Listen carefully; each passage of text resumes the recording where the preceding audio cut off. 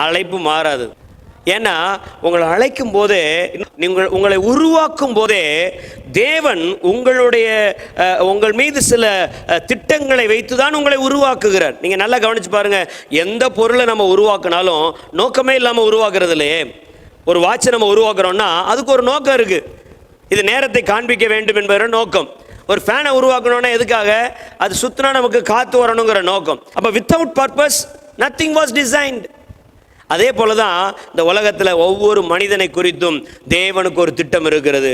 அழைப்பு மாத்திரமல்ல, அந்த அழைப்பை நிறைவேற்றுவதற்கு கூட கர்த்தர் என்ன பண்றாராம்? அதற்கு வேண்டிய கிருபா வரங்களை கொடுக்கிறார். கிருபையா இந்த வரங்களை கொடுக்கிறார். ஒரு சுவிசேஷகனா ஒருத்தர் ஊழியம் செய்ய அழைக்கப்படுகிறார்.